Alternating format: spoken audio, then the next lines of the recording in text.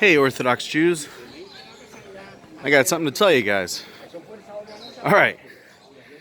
You guys are the suffering servant. Do you not realize this?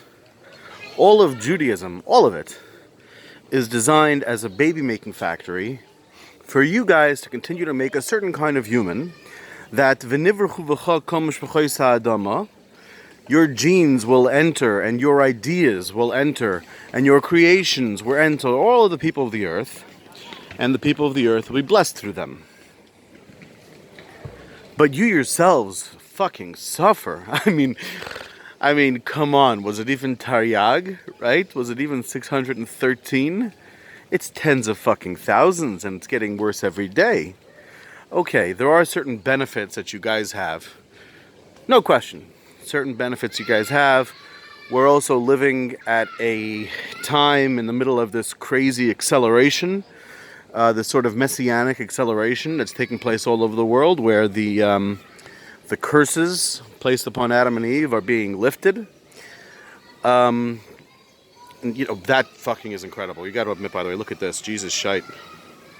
Don't know what it is, but that's one fucking incredible plant, baby. Yeah, but you guys, holy hell. Holy hell. Now, you don't get it, of course. See, the thing is, you have to be kept in the dark, otherwise, of course, you leave. Don't get me wrong, of course, most people who end up leaving the whole Jewish thing don't have any levels of understanding or whatever the fuck. I'm not giving anybody any credibility. I'm a big fan of you guys. I think you know that, right? I am, after all, an Orthodox rabbi among you. So, yeah, I'm a fan. But just trying to help. Just trying to help. Don't get me wrong. It's great to have little kids. I'm missing out on that business, and that kind of sucks, especially in the West. Unlike in the Arab world, where I was recently living. Boy, I'm saying a lot here, huh? So let me not actually mention where I was living precisely in the Arab world. Not that there are any secrets with any kind of government agencies. Everybody knows where I have been and am.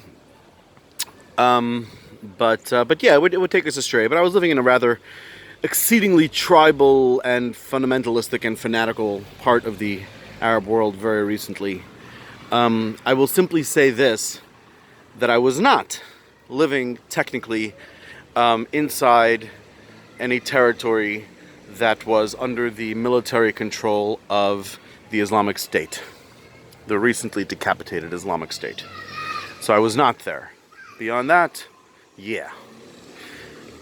Anyway, but over there it was really nice, like the whole family thing, like the sort of backwardsness of where you're either in or you're out, much less sort of civilized. And if you're out, they got no problem killing you.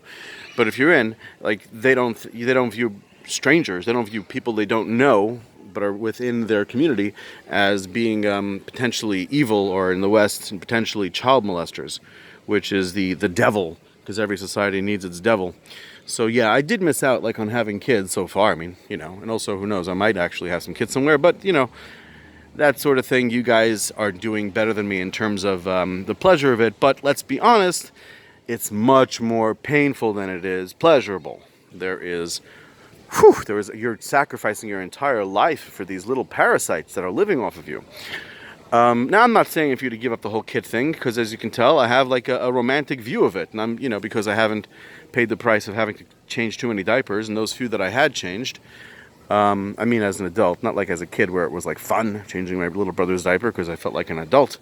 But as an adult, whether for nephews, that little brother's kids, I didn't love it. Did not love changing diapers. Did it a few times, it's great, it's fine, it's acceptable. Not a fan. So yeah, but I'm not going to get into the question of generally speaking the whole having kids business and how it works out in a way that's positive, more net positive than net negative on a day-to-day basis. But generally speaking, the Judaism aspects of it and all, really iffy shit. That whole fucking Iyun stuff they have you doing. All those lies that you have to believe that are bullshit.